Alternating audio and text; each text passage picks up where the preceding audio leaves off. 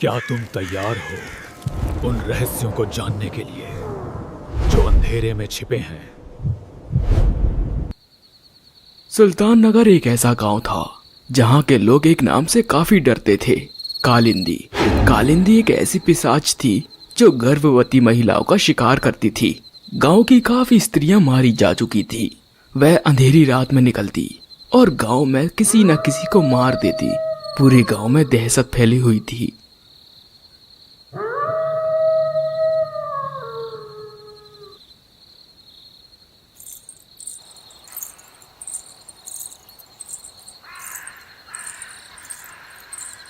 अंधेरी रात में एक गर्भवती स्त्री हाथों में मसाल पकड़े हुए अपने घर की ओर जा रही थी। उसके चेहरे पर एक अजीब सा डर था।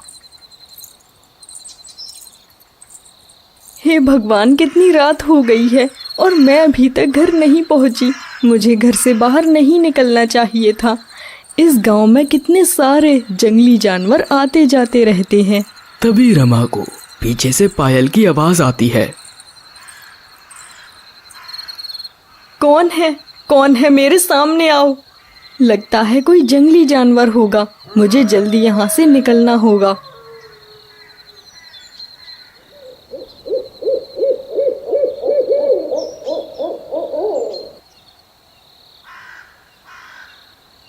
अरे बेटी, तू इतनी रात को कहाँ घूम रही है, और वो भी ऐसी हालत में? तुझे उसका डर नहीं लगता क्या? डर? किसका डर माँ जी? बेटा, इस गांव में एक कालिंदी नाम की पिशाचनी रहती है। वह रात के समय निकलती है और गर्भवती स्त्रियों को मार देती है। गांव में बहुत सारे लोगों ने अपनी पत्नी और बच्चों को खोया है। तू एक काम कर, मेरे घर रुक जा, कल सुबह होते ही चले जाना। अरे नहीं नहीं माँ जी, मेरा घर पास ही में है और मैंने भी उन कहानियों को सुना है। मेरे पति इन बातों पर विश्वास नहीं करते। चलो अब मैं चलती हूँ। भगवान तेरी और तेरे बच्चे की रक्षा करे। संभल कर जाना। जिसके बाद वह स्त्री वहां से चली जाती है और चारों ओर अंधेरा ही अंधेरा था।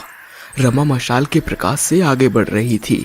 तभी उसको महसूस हुआ कि कोई उसका पीछा कर रहा है। हे भगवान, मुझे ऐसा क्यों लग रहा है कि कोई मेरा पीछा कर रहा है? मुझे इसके पैरों की आवाज साफ सुनाई दे रही है। जल्दी से घर पहुंचना होगा। रमा बिना पीछे मुड़े अपने घर की ओर जाती है। उसे पसीना आ रहा था। वह जल्दी जल्दी कदम बढ़ाती है और अपने घर पहुंचकर अपना दरवाजा बंद कर लेती है। अरे सोनाली, इतनी देर कहाँ लगा दी? तुम तो अपनी माँ से मिलने गई थी ना, तो मिलके वापस आ जाना चाहिए था। बाहर देखो कितना अंधेरा हो गया है और तुम्हें इतना पसीना क्यों आ रहा है? सब कुछ ठीक तो है ना? हाँ जी, सब ठीक है। वो बस अंधेरे में थोड़ा डर गई थी।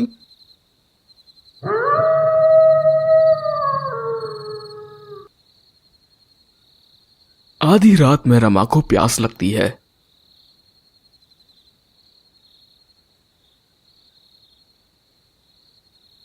बहुत प्यास लग रही है और पानी बाहर है।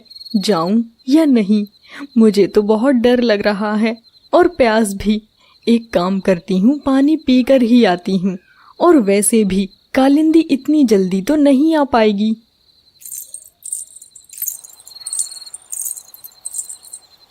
सोनल पानी ही पीने वाली थी कि तभी उसे पीछे पेड़ से एक आवाज आती है। जैसे ही उसने पीछे मुड़कर देखा, उसके हाथों से गिलास नीचे गिर गया। अरे यह कौन है? बचाओ बचाओ संदीप, जल्दी बाहर आओ। कालिंदी ने पलक झपकते ही सोनल को पकड़ लिया और हवा की रफ्तार से जंगल में ले गई। अरे सोनल, ओ सोनल, इतनी रात को कहाँ चली गई? कहीं गांव वालों की बात सच तो नहीं? नहीं, ऐसा नहीं हो सकता। संदीप बाहर आकर देखता है, लेकिन सोनल उसे कहीं नहीं दिखाई देती। अरे सोनल कहाँ चली गई? मैंने उसे रात को बाहर निकलने से मना किया था, उसने मेरी बात नहीं मानी।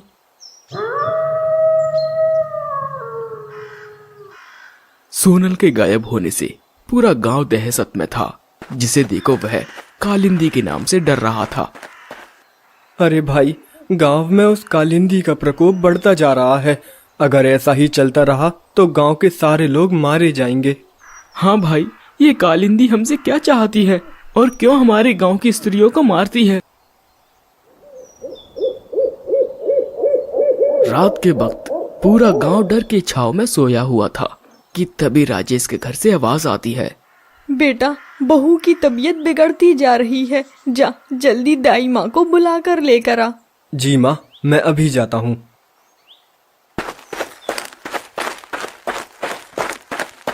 राजेश भागता हुआ दाई माँ के घर जाता है। अरे कौन है भैया, अभी आती हूँ, थोड़ा सब्र करो। कमला दरवाजा खोलती है और राजेश उससे कहता है, दाई माँ जल्दी मेरे घर चलिए।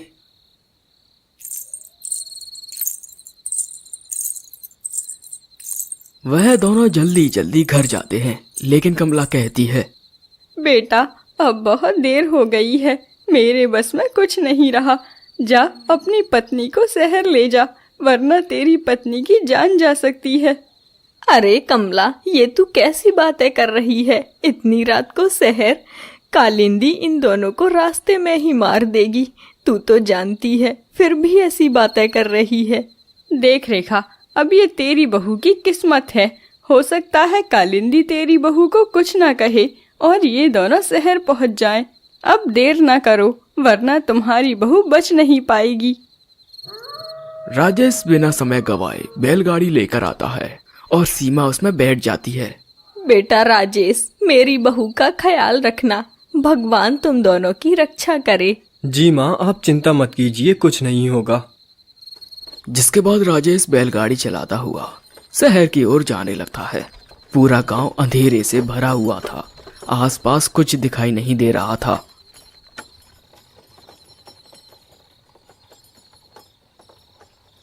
अरे जी, कितनी देर और लगेगी? हम कब तक शहर पहुंचेंगे? मुझे तो बहुत डर लग रहा है। अरे सीमा, तुम चिंता मत करो, बस हम शहर पहुंचने ही वाले हैं, मैं तुम्हें कुछ नहीं होने दूंगा। राजेश बैलगाड़ी चला रहा था कि तभी उसे पीछे से पायल की आवाज आती है। जैसे ही पीछे देखता है, उसकी पत्नी वहां नहीं थी। वह जल्दी ही बैलगाड़ी से नीचे उतरता है। अरे सीमा तुम कहाँ चली गई? तभी तेज हवाएं चलने लगती है और आसपास के पेड़ पौधे अशांत हो जाते हैं, मानो पूरा जंगल कालिंदी के डर से कांप रहा हो। और राजेश देखता है, सीमा ठीक उसके सामने खड़ी थी, लेकिन उसके पीछे एक भयानक साया था जिसने सीमा को पकड़ रखा था। राजेश, मुझे बचाओ राजेश। हे भगवान, ये तो वही है, अब मैं अपनी पत्नी को कैसे बचाऊं? तभी कालिंदी सीमा को बहुत तेजी से जंगल में ले जाती है और राजेश भी उसके पीछे पीछे भागता है। लेकिन जंगल में जाते ही सब कुछ पहले की तरह ही शांत हो जाता है। सीमा कहाँ हो तुम? हे भगवान, ये क्या हो गया? सीमा, मैं तुम्हें कुछ नहीं होने दूंगा, मैं तुम्हें ढूंढ कर ही रहूंगा। राजेश पागलों की तरह घने जंगलों में अपनी सीमा को ढूंढ रहा था। उसे अपने प्राणों की चिंता नहीं थी, बस वह अपनी पत्नी को खोजने में लगा था।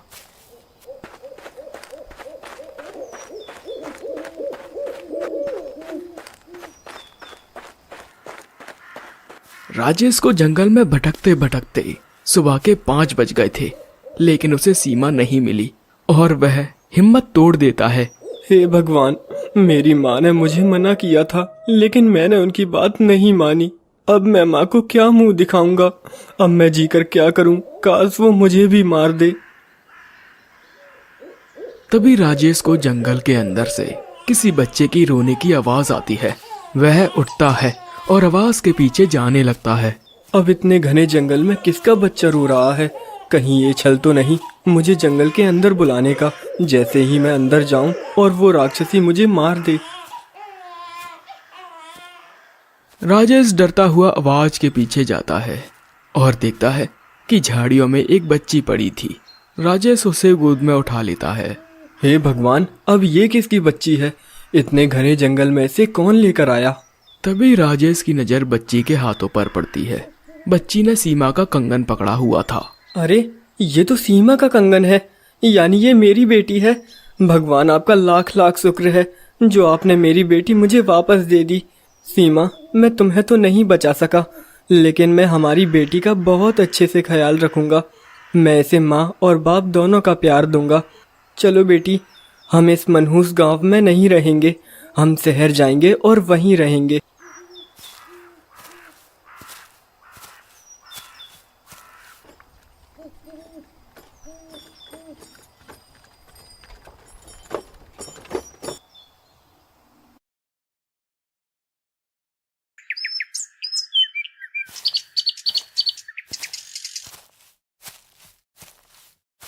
अरे पिताजी, आप आ गए। मेरे लिए क्या लेकर आए हैं? बेटा, मैं तुम्हारे लिए गुड़िया लेकर आया हूँ, बिल्कुल मेरी गुड़िया जैसी। अच्छी है ना? हाँ पिताजी, बहुत अच्छी है। पिताजी, आपको पता है मेरे स्कूल की छुट्टियां लग गई हैं। क्या हम कहीं घूमने नहीं जा सकते? बेटा, इस बार मुझे थोड़ा ज्यादा काम है। इतना सुनकर कावेरी उदास हो जाती है और राजेश उसकी उदासी देख न सका और उससे कहता है, अरे बेटी, काम को तो टाला जा सकता है, काम तो मैं कभी भी कर लूंगा। बताओ तुम्हें कहाँ घूमने जाना है, मैं इस बार तुम्हें वहीं लेकर जाऊंगा। अच्छा पिताजी, तो ठीक है। मेरी सारी सहेलियां अपने अपने गांव घूमने जा रही हैं। क्या हमारा कोई गांव नहीं है? गांव का नाम सुनते ही राजेश का चेहरा डर से भर जाता है और वो धीमी आवाज में कहता है, गांव? हाँ बेटा, हमारा गांव है, लेकिन क्या हुआ पिताजी, कोई बात है क्या? हम भी अपने गांव जा सकते हैं ना? मुझे अपना गांव देखना है। अच्छा ठीक है बेटा, हम जा सकते हैं। आज अपना सामान बांध लेना, हम कल सुबह ही निकल जाएंगे।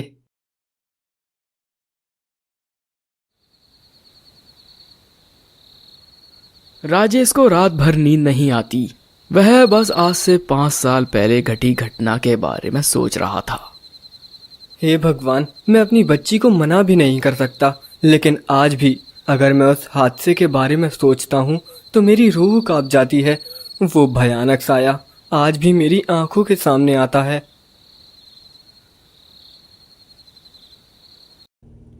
अगले दिन सुबह सुबह राजेश निकल पड़ता है सुल्तानपुर गांव के लिए। पिताजी, बहुत मजा आएगा। आज मैं भी अपने गांव को देखूंगी। वैसे पिताजी, हमारा गांव है तो हम शहर में क्यों रहते हैं? बेटा कावेरी, मैं तुम्हें वहाँ ले तो जा रहा हूँ, लेकिन तुम अकेले गांव में नहीं घूमना। तुम्हें जहाँ भी जाना है मुझसे कहना। ठीक है पिताजी, नहीं जाऊंगी।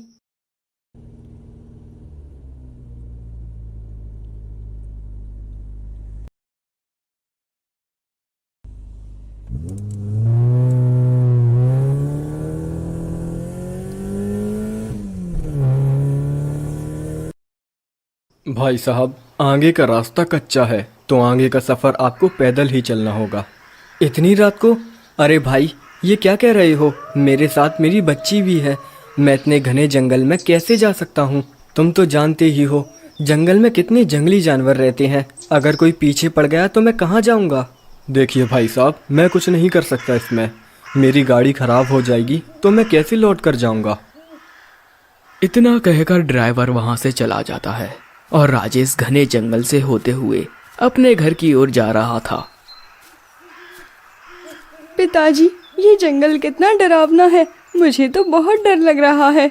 डरो मत बेटी, मैं हूं ना, फिर क्यों डर लग रहा है? बस हमारा गांव पास ही में है।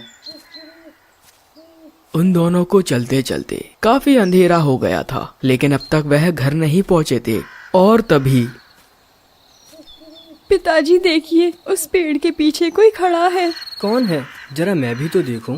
जैसे ही राजेश ने जंगल की ओर नजर घुमाता है, उसके पैरों तले जमीन खिसक जाती है। जंगल के बीचों बीच वह एक डरावने साये को देखता है जिसकी आंखें चमक रही थी। उसने अपनी बेटी को गोद में उठाया और पूरी जान लगाकर वहां से भागने लगा। कावेरी, कावेरी, आंखें बंद कर लो, जो भी दिखे डरना मत। एक बार फिर तेज हवाएं चलने लगी और आसपास के पेड़ अशांत हो गए। इतना होते देख राजेश के प्राण हलक में उतर आए। रात के सन्नाटे में अचानक से रेखा के दरवाजे पर तेज तेज दस्तक होती है। एक पल को तो रेखा भी डर जाती है। अरे इतनी रात को कौन आया है? कौन है?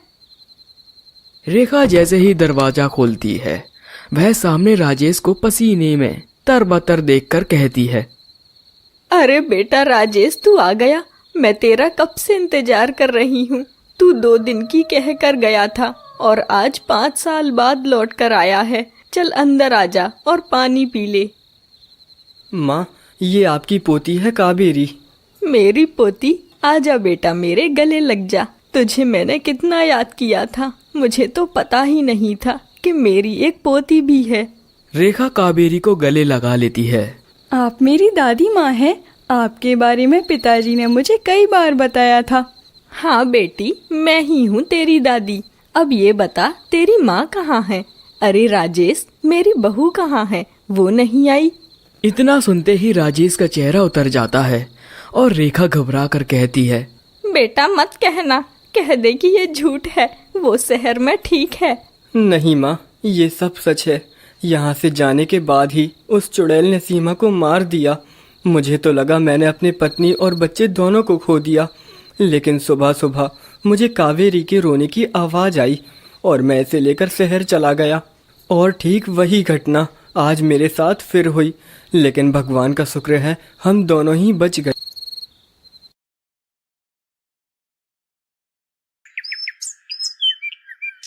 बेटा जा, कावेरी को हमारे गांव के मंदिर घुमा ला। जी माँ, मैं अभी जाता हूँ। चलो बेटा कावेरी।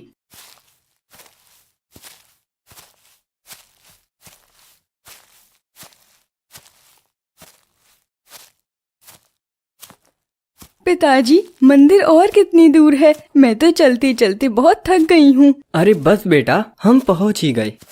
वह दोनों मंदिर पहुंचते हैं, लेकिन जैसे ही कावेरी के कदम मंदिर पर पड़ते हैं, मंदिर का दीपक बुझ जाता है और तेज तेज हवाएं चलने लगती हैं। अरे ये क्या हुआ? ये तो अशुभ संकेत है। जरूर गांव में कुछ बुरा होने वाला है और ये हवाएं पेड़ पौधों का शांत होना उसके वापस आने का संकेत है। बेटा राजेश, ये कौन है? बाबा जी, ये मेरी बेटी है कावेरी। मैं इसे भगवान के दर्शन कराने लाया हूँ। बेटा, मुझे एक भयानक रूह का आभास हुआ है। तू शहर चला गया था ना, फिर वापस क्यों आया है? बाबा जी, मैं यहाँ अपनी माँ से मिलने आया हूँ और कावेरी भी यहाँ आने की जिद कर रही थी। बेटा, ऐसी भी जिद क्या काम की जो तेरे प्राण ले ले? उसने तेरी बेटी पर नजर गड़ा कर रखी है। अगर अपना और अपनी बेटी का भला चाहता है तो रात होने से पहले लौट जा, वरना कुछ अनर्थ हो सकता है। राजेश घबराता हुआ घर पहुंचा। माँ, मुझे माफ करना, पर मुझे अभी ही शहर जाना होगा। मुझे कुछ जरूरी काम आ गया है। अरे पिताजी, हम कल रात को ही तो आए थे और वैसे भी ये गांव मैंने ठीक से देखा नहीं है। हम कुछ और दिन दादी के साथ नहीं रुक सकते? बेटा कावेरी, मेरी बात मानो। हम यहाँ फिर कभी आ जाएंगे, लेकिन अभी चलो। अरे बेटा, बात तो बता, आखिर बात क्या है? अचानक से जाने की बात क्यों कर रहा है? अभी तक तो सब ठीक था। रेखा राजेश को बहुत रोकती है, लेकिन राजेश माँ की एक नहीं सुनता और अपनी बेटी को लेकर चला जाता है। मुझे इस गांव में आना ही नहीं चाहिए था। मैं कैसे भूल सकता हूँ? इस गांव ने मुझसे मेरी पत्नी को छीना था। अब मैं अपनी बेटी को मुझसे दूर नहीं होने दूंगा। राजेश और कावेरी घने जंगल से गुजर रहे थे, लेकिन तभी राजेश को पीछे से पायलों की आवाज आती है। वह जैसे ही पीछे मुड़कर देखता है, पूरा दृश्य बदल चुका था। चारों ओर का उजाला काले अंधेरे में बदल गया, मानो आधी रात हो रही हो। अरे अरे, ये क्या हो गया? अभी तो सुबह थी, लेकिन अचानक से रात कैसे हो गई? तभी तेज हवाएं चलने लगती हैं और राजेश बहुत डर जाता है। वह अपनी बेटी कावेरी को जोर से पकड़ लेता है। मुझे माफ कर दो, मैं इस गांव को छोड़कर नहीं जाऊंगा। मुझे और मेरी बेटी को छोड़ दो। राजेश डर से कांप रहा था। कावेरी को भी कुछ समझ नहीं आ रहा था और हवाएं चलना बंद हो गई थी। जब राजेश ने आंखें खोली तो सब कुछ पहले जैसा हो गया था। पूरा जंगल उजाले से भर गया और पेड़ भी शांत हो गए थे और राजेश अपनी बेटी को लेकर वापस अपने घर लौट आया। अरे बेटा, तू वापस घर लौट आया? मेरी तो कुछ समझ नहीं आ रहा है। आखिर तू करना क्या चाहता है? माँ, हम यहाँ फंस कर रह गए हैं। उस कालिंदी ने हम दोनों को जाने नहीं दिया। अगर मैं जाता तो वो जरूर ही हम दोनों में से किसी को मार देती। इसीलिए मैं लौट आया। अरे बेटा, हम सब भी सालों से इसी गांव में कैद हैं। हम इस गांव में आ तो सकते हैं, लेकिन कोई भी इस गांव से जा नहीं सकता। तुझे क्या लगा तेरे जाने के बाद मैंने शहर आने की कोशिश नहीं की? बेटा, मैंने बार बार शहर आने की कोशिश की, लेकिन उस साये ने मुझे रोक दिया। अब तू भी यहीं रह अपनी बेटी के साथ।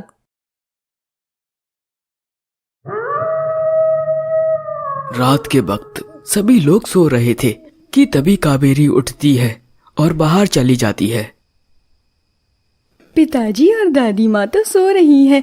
उन्हें तो पता भी नहीं चलेगा कि मैं रात को बाहर सैर करने गई थी। अब मैं आराम से पूरे गांव को घूम सकती हूँ। कावेरी गांव में घूमते घूमते जंगल के पास चली जाती है और रास्ता भटक जाती है। अरे, मैं तो फिर से इसी डरावने जंगल में आ गई। मुझे तो घर का रास्ता भी नहीं पता। अब मैं घर कैसे जाऊं? तभी कावेरी देखती है कि एक औरत लाल साड़ी पहनकर वहां से गुजर रही थी। काकी, काकी सुनिए, मैं यहाँ का रास्ता भटक गई हूँ। एक बार तो सुन लीजिए काकी। वह औरत कोई जवाब नहीं देती और ना ही कावेरी की सुनती। कावेरी उस औरत के पीछे पीछे जाने लगती है। पता नहीं इन काकी को क्या हुआ है, ये मेरी बात सुन ही नहीं रही। काकी सुनिए। जैसे ही कावेरी ने आवाज लगाई, वह औरत कावेरी की ओर देखती है। कावेरी उसका चेहरा देखकर बहुत डर जाती है और बेहोश हो जाती है। जंगल के पास से ही एक गांव वाला गुजर रहा था। मैं इस कालिंदी की हकीकत जान कर रहूंगा। मैं जानता हूँ ये कोई पिशाच नहीं बल्कि एक झूठ है जिसका खुलासा मैं करूंगा। गांव वाला चलते चलते जंगल के काफी अंदर तक चला जाता है। आज तक वहां कोई नहीं गया था। बस मुझे कोई ऐसी चीज मिल जाए जिससे मैं गांव वालों को बता सकूं कि कालिंदी कोई पिशाच नहीं, झूठ है। गांव वाला ऐसी जगह चला जाता है जहां जाने पर आज तक कोई जीवित नहीं बचा, और उसने जो देखा उसे अपनी आंखों पर विश्वास ही नहीं हुआ। वह देखता है कि जंगल के बीचों बीच एक मंदिर बना है जिसमें एक बेहद ही डरावनी मूर्ति थी। अरे, ये तो वही मंदिर है जिसके बारे में पिताजी ने मुझे बताया था। उन्होंने कहा कि आज से 300 साल पहले गांव भगवान की नहीं शैतान की पूजा करता था, और ये वही मंदिर है। तभी वहां कालिंदी आ जाती है और उसे मंदिर के पास देख बहुत क्रोधित होती है और उसे मार देती है।